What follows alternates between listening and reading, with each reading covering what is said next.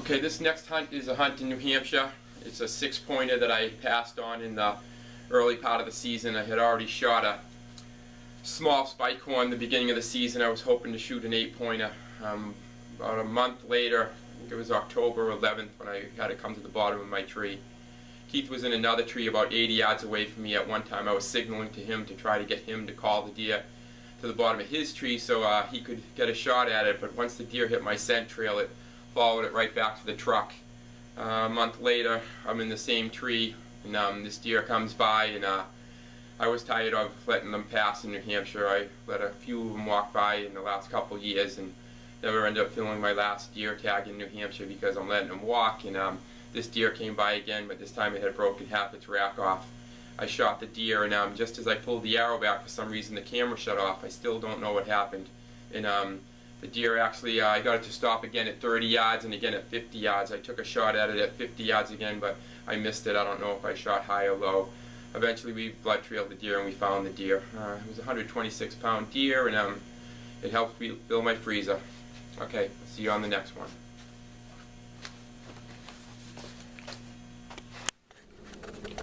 A lot of people think I'm a trophy hunter. Don't get me wrong, I love shooting 8 and 10 pointers. But to shoot them consistently, you gotta spend a lot of time in the woods. Putting out trail cameras and stuff like that, I'm sure it works really well. But I don't have that kind of time to spend, 20 minutes to an hour twice a week just before the season starts, or even during the season, just to check those cameras. I don't got that kind of time. I don't even do much scouting at all. I like to fill my freezer every year. This is what it's all about for me. That's what my freezer looks like at the end of the year. Usually every year. I like shooting in 8 and 10 pointers too. And every now and then I come into an area, because I hunt so many different places, I probably have, 100 spots that I put tree stands in. Actually, I'm correct that. 100 spots that I go to and climb a tree. Some are close to one areas and that are close to other trees, a couple 300 yards apart. But I hunt everywhere. Any place I can get in for nothing. And I look to fill my freezer every year.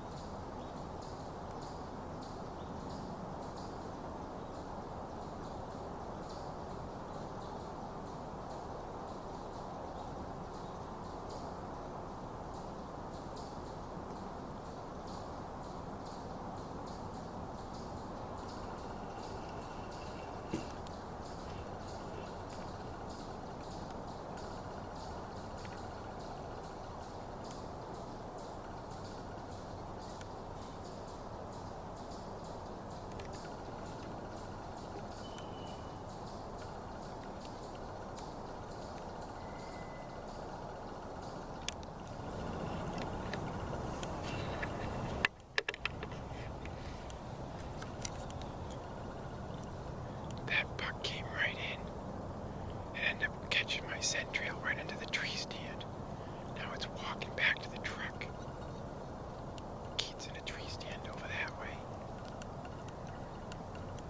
I had tried to get him to call it too, but once it got on my scent trail,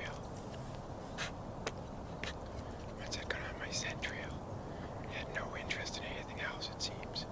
I just watched it walk all the way to the logging road. Now it's on the logging road, walking right back towards the truck. Wish it had no horns or another year to it. See what happens when the next one comes by.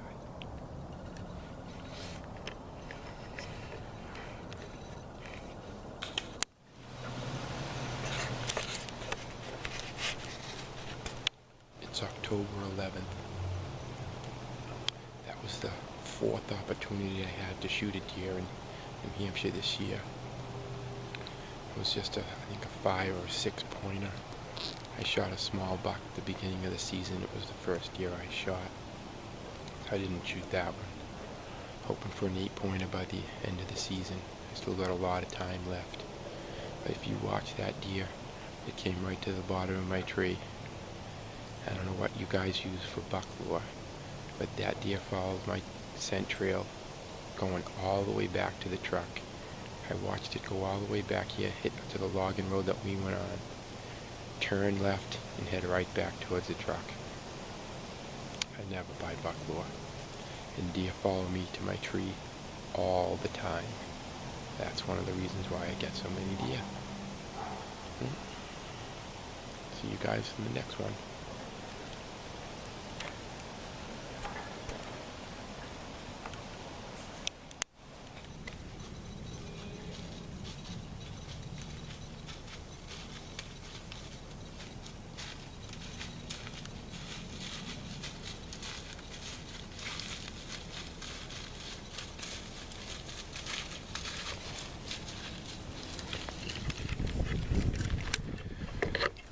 Got a shot at that half rack. It's the second week of the shotgun season in New Hampshire. I thought it would go down right away. I don't know where I hit it. I thought I drilled it, but I watched it walk away up 100 yards and still didn't go down. I got another shot at it too at around 50 yards. Could have got another shot at it at like 30 yards, but it stopped directly behind the tree. I'll wait another hour and I'll see what we got when we go down and blood trail it. Hopefully I'll get it.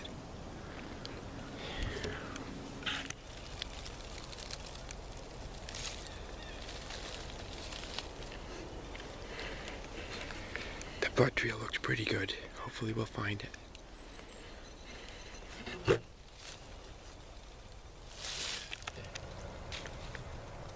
We got him. We blood trailed it about 200 yards.